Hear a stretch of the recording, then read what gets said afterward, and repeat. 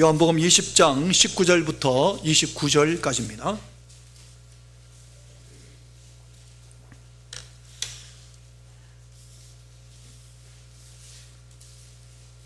정기재직회는 다음 주에 정기재직회는 모입니다. 요한복음 20장 19절부터 29절까지 말씀을 교독하겠습니다. 제가 먼저 읽겠습니다. 이날 곧 안식 후 첫날 저녁 때에 제자들이 유대인들을 두려워하여 모인 곳의 문들을 닫았더니 예수께서 오사 가운데 서서 이르시되 너희에게 평강이 있을지어다.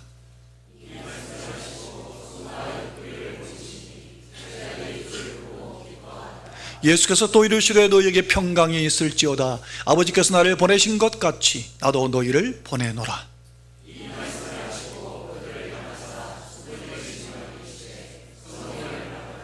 너희가 누구의 죄든지 사하면 사하여질 것이요 누구의 죄든지 그대로 두면 그대로 있으리라 하시니라.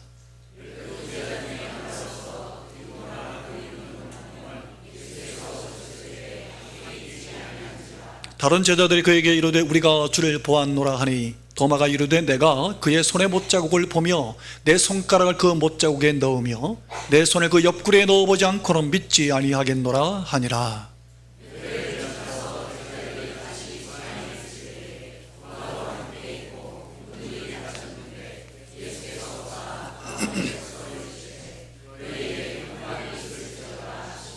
도마에게 이르시되 내 손가락을 이 내밀어 내 손을 보고 네 손을 내밀어 내 옆구리에 넣어보라. 그리하여 믿음 없는 자가 되지 말고 믿는 자가 되라.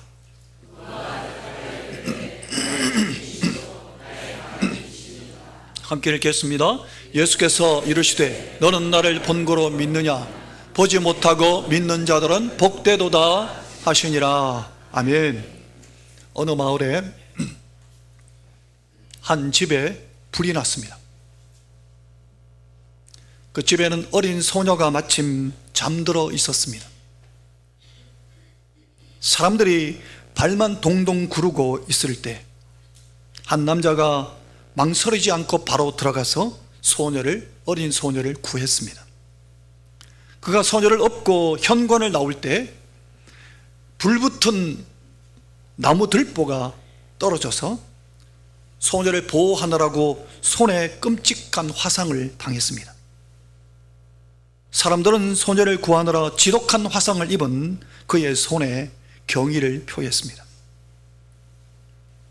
우리 주님은 우리를 위하여 손과 발에 대못 박히셨습니다. 옆구리에 창에 찔리시고 물과 피를 다 쏟아 주셨습니다.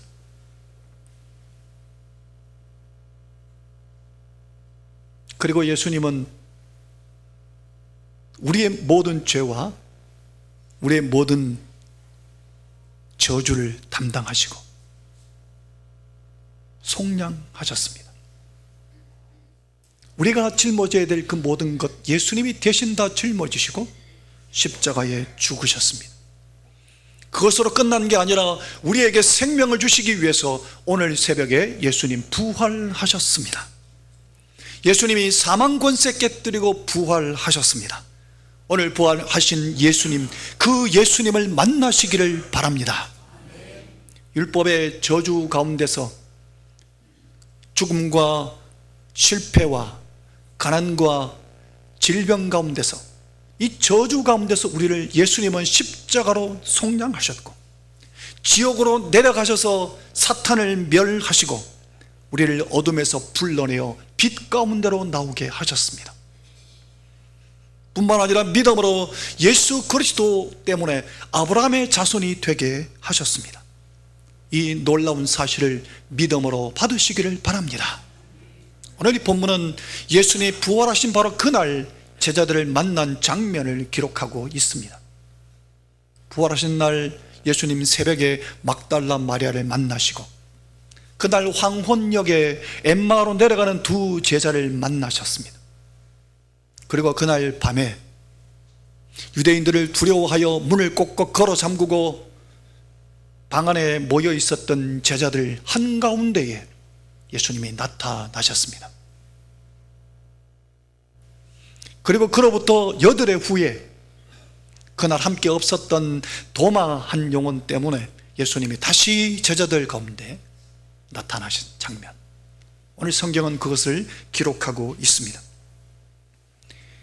처음 나타나셔서 예수님이 이렇게 말씀하셨습니다. 19절 함께 읽어볼까요? 이날 곧, 시작, 이날 곧 안식 후 첫날 저녁 때에 제자들이 유대인들을 두려워하여 모인 곳의 문들을 닫았더니 예수께서 오사 가운데 서서 이르시되 너희에게 평강이 있을지어다. 예수님은 부활하셨는데 제자들은 바뀐 게 하나도 없이 유대인들을 두려워하여 문 꼭꼭 걸어 잠그고 덜덜 떨고 있었습니다. 부활하신 예수님 만나기 전에, 예수님 부활하셔도 그들의 삶은 여전히 변화가 없는 겁니다. 성도 여러분, 오늘 우리들의 모습은 어떻습니까? 이미 기도의 능력과 마귀를 대적하는 능력을 이미 우리에게 은사로 주셨는데 우리는 스스로를 메뚜기같이 여기고 덜덜 떨고 살아가고 있지 않습니까? 진짜로 부활하신 예수 그리스도를 믿음으로 그 믿음이 내 삶에 실제적으로 나타나고 있습니까? 어느 기독인 화가가 그린 그림인데 그 그림을 제가 찾아보려고 아무리 찾아봐도 찾지를 못하겠던데, 그 그림을 제가 한번 본 적이 있는데 한 여인이 바느질을 하다가 호롱불에 바늘을 이렇게 비춥니다. 바늘 호롱불에 딱 비추니까 뒤에 그림자가 거대하게 그림자가 생기는데 그림자에 바늘이 그림자로 이렇게 비춰지는데 바늘구멍이 엄청 크게 그림자가 생긴 겁니다. 그 사이로 낙타가 지나가는 그림인데 그 그림이 뭘 의미할까요? 우리가 믿는 믿음이 그림자 같은 잘못된 믿음이 아닌가? 낙타가 바늘귀로 들어가는 것이 부자가 천국 들어가는 것보다, 부자가 천국 들어가는 것이 낙타가 바늘귀로 들어가는 것보다 어렵다. 예수님 이 말씀을 아마 인용해서 그 그림을 그린 것 같은데요. 성도 여러분, 오늘 우리의 믿음은 어떻습니까? 그 그림자같이 허상은 혹시 아닙니까? 내가 믿는다고 하는 믿음이 교회를 오래 다녔다고 해서, 직분을 받았다고 해서, 봉사를 열심히 한다고 해서 영생을 받는 줄 혹시 착각하고 살고 있지는 않습니까? 성도 여러분, 우리는 실제로 부활하신 예수님을 만나야 합니다. 부활하신 예수님을 만나고 그 예수님 안에 들어가서 살아야 합니다. 오늘 성경에 예수님이, 부활하신 예수님이 제자들 한가운데 나타나셔서 이렇게 말씀하셨습니다. 너에게 평강이 있을지어다 하시고, 그 다음에 20절에 이렇게 계속해서 말씀하십니다. 평강이 있을지어다 하시고 그 말씀을 하시고 손과 옆구리를 보이시니까 제자들이 주를 보고 기뻐하더라. 예수님을 만나게 되면 우리 안에 평강이 찾아오고 기쁨이 넘치게 됩니다. 세상이 알 수 없는 그 기쁨이 넘치게 됩니다. 부활하신 주님을 만나게 되면. 예수님은 객관적으로, 역사적으로, 실제로 부활하셨습니다.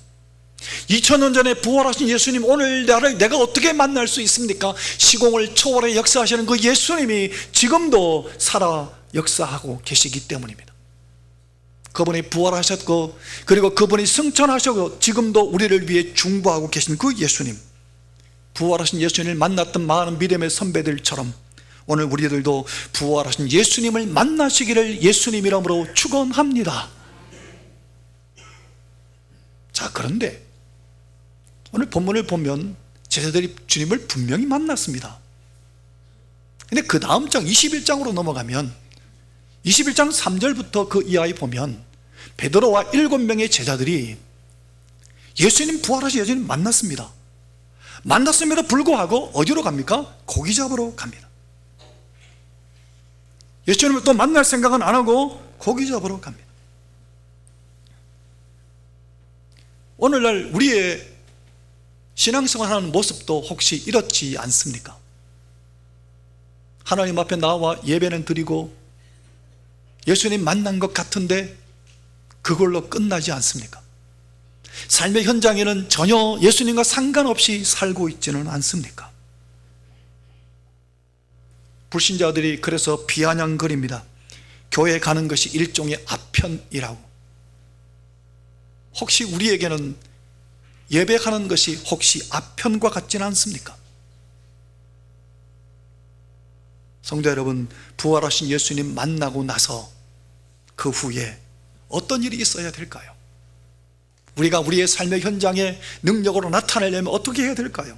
오늘 본문의 21절 22절에 보면 예수님께서 이렇게 말씀하셨습니다. 같이 읽어볼까요? 예수께서 시작. 예수께서 또 이르시되 너희에게 평강이 있을지어다. 아버지께서 나를 보내신 것 같이 나도 너희를 보내노라. 이 말씀을 하시고 그들을 향하여 장하사 숨을 내쉬며 이르시되 성령을 받으라. 성령을 받아야 합니다.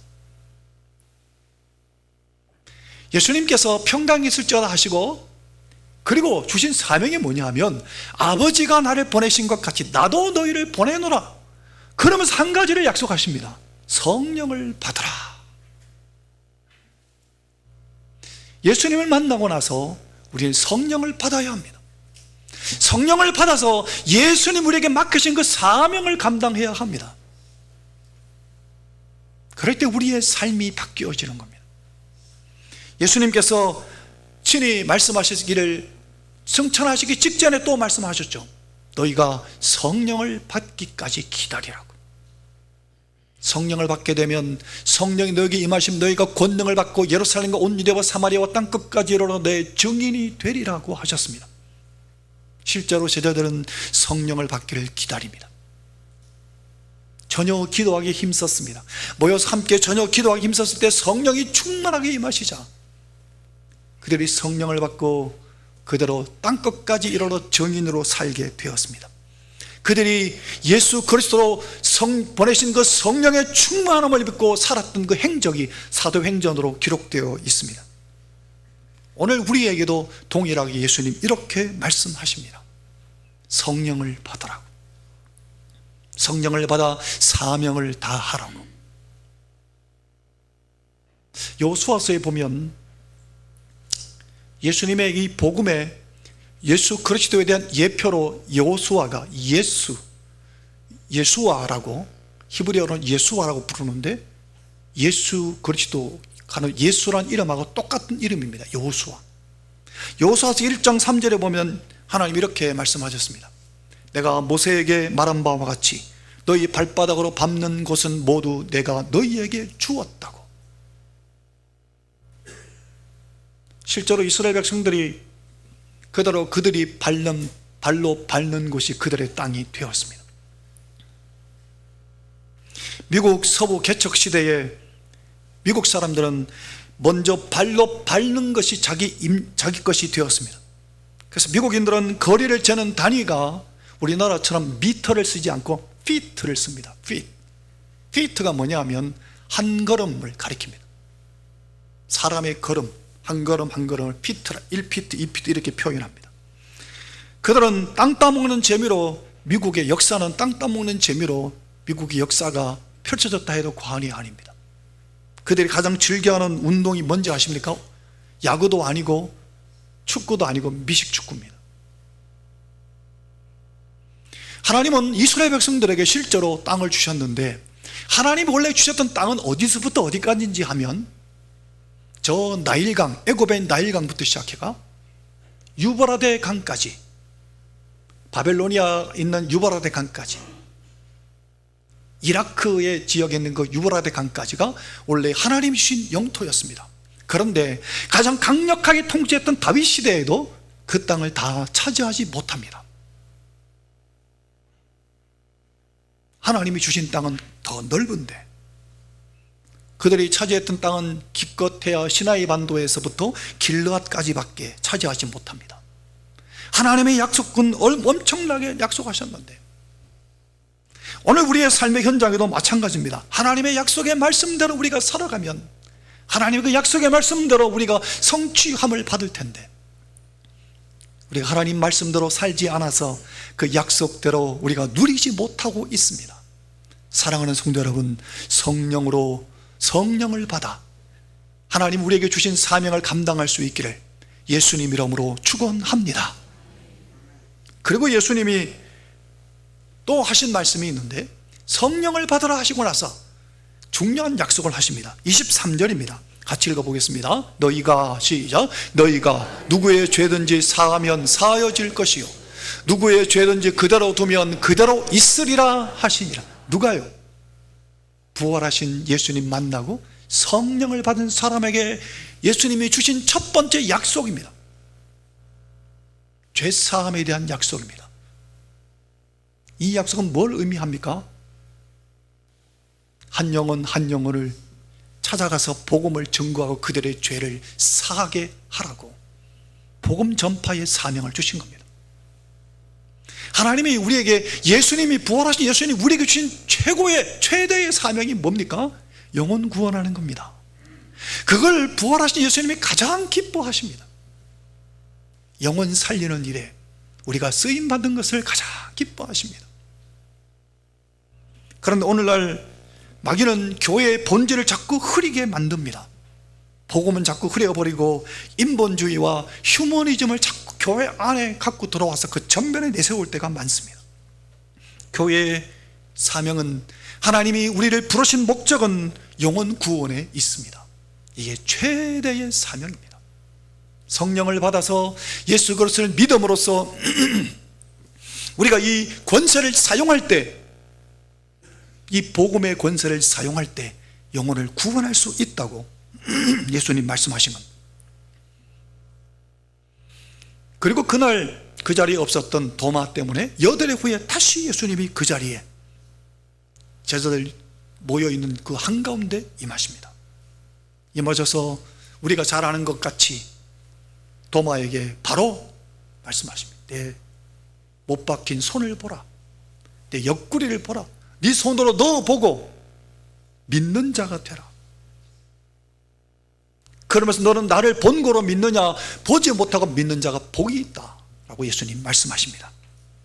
볼까요? 29절에 이렇게 예수님 말씀하셨습니다. 예수께서 이르시되, 함께 읽겠습니다. 시작. 예수께서 이르시되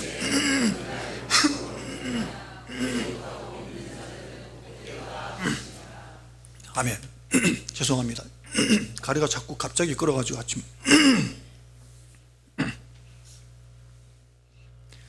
예수님은 도마 그 한 영혼을 살리시기 위해서 다시 제자들 가운데 나타나십니다. 예수님은 늘 한 영혼을 향해서 예수님 모든 초점이 맞춰져 있습니다. 예수님 공생 기간 동안에도 거라사 광인 한 사람 살리려고 갈릴리 바다를 건너가셔갖고 그 한 영혼 건지신 그 예수님의 그 중심이 부활하신 후에도 똑같이 도마 한 사람 살리려고 다시 그 자리에 임하십니다. 성도 여러분, 도마가 어떤 상태였습니까? 공동체를 떠나게 된 겁니다. 공동체를 떠나서 그만 시험에 빠졌던 겁니다. 공동체를 떠나게 되면, 성도가 공동체를 떠나게 되면 꼭 딴짓을 하게 되어 있습니다. 마귀가 교인들을 시험에 빠지게 할 때 제일 먼저 함께 신앙생활하는 교회 안에 있는 형제 자매들을 싫어하게 만듭니다. 그리고 교인 성도들의 전부가 꼭 무식한 사람처럼 수준 없는 사람들 같이 보여지게 됩니다. 그리고 어울리지 않으려고 합니다. 그러면 누가 바로 찾아오는지 아십니까? 마귀가 찾아옵니다. 그게 마귀의 작전입니다.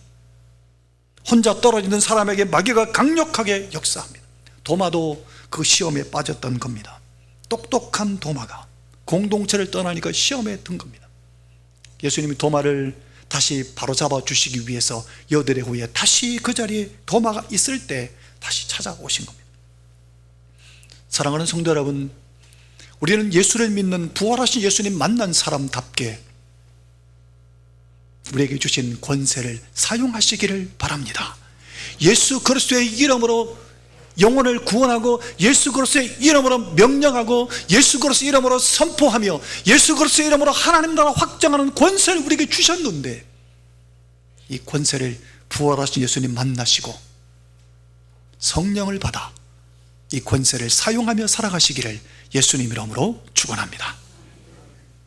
서두에 말씀드렸던 그 한 소녀 이야기를 하고 말씀을 마무리하겠습니다. 그 끔찍했던 화재 사건이 있은 지 10년 뒤에 건진받았던 그 어린 소녀가 아름답고 착하고 건강하고 지혜롭게 자라게 되었습니다. 마을 사람들이 그녀가 부모가 없으니까 그 소녀를 입양하고 싶어 했습니다. 서로 자기 딸로 삼고 싶어 했습니다. 그래서 자기 딸로 삼고 싶어 하는 사람들이 많아가 마을에 법정이 열렸습니다. 소녀를 입양할 사람이 누가 적합한지 그걸 정하기 위해서 마을에 재판이 열렸습니다. 최고의 부자가 나타나서 내가 딸로 삼고 싶다고, 최고로 학식이 높은 사람이 또 나타나고 최고의 권력자가 나타났습니다. 그래서 이 세 사람이 모두가 필요한 모든 걸 내가 사주겠다, 최고의 학식을 가르쳐 주겠다, 후계자로 삼겠다, 그러면서 서로가 제안을 합니다. 한 채 양보도 없이 서로 양아버지 되기를 주장했습니다. 그 다툼이 한창일 때 갑자기 법정문이 벌컥 열리고 한 남자가 등장했습니다. 그 한 남자가 손을 들어서 소녀의 손을 부드럽게 잡자 소녀의 얼굴에 기쁨이 가득 찼습니다. 그 두 사람은 말없이 법정을 걸어 나갔습니다. 아무도 막지 못했습니다. 소녀를 딸로 삼으려 했던 부자도 학자도 권력자도 그냥 그 고개만 끄덕일 뿐이었습니다. 왜 그랬을까요? 그 남자의 손에 남아있는 끔찍한 화상 자국을 보고 그가 누군지 기억해내었기 때문입니다. 성도 여러분, 예수님의 손의 못자국, 누구를 위해 못자국 생기셨습니까? 나를 위해서 예수님 손에 못자국 나셨습니다. 그 예수님의 손에 붙잡힌 나를 그 어떤 권세나 악한 세력도 나를 힐난할 수 없습니다. 우리가 천국에 임했을 때에 예수님 손에 난 그 못자국을 보고 그 어떤 누구도 우리를 시험할 수 없습니다. 예수님 날 위해 못 박히셨기 때문입니다. 우주의 그 어떤 존재도 주님께 속한 것을 부정할 수 없습니다. 사랑하는 성도 여러분, 영원히 주님의 손에서 우리를 빼앗을 자가 없습니다. 이 놀라운 주님의 손에 새겨진 그 예수 그리스도의 그 십자가의 사랑, 날 위해 부활하신 예수님의 그 부활의 그 놀라운 사랑, 그 사랑의 주님의 손에 붙잡혀 살아가는 성도들 되시기를 예수님 이름으로 축원합니다. 우리 찬양하겠습니다. 찬양하고 기도하겠습니다. 부활 헌금 하나님께 드리면서 찬송하겠습니다.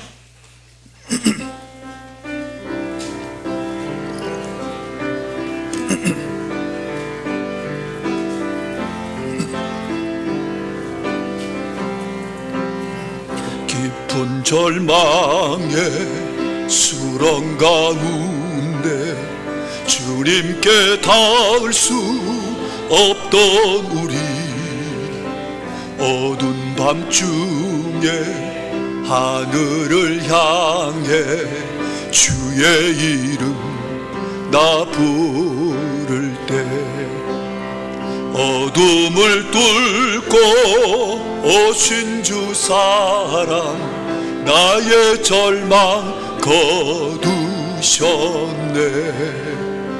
주님의 공로 다 이루셨네. 주 예수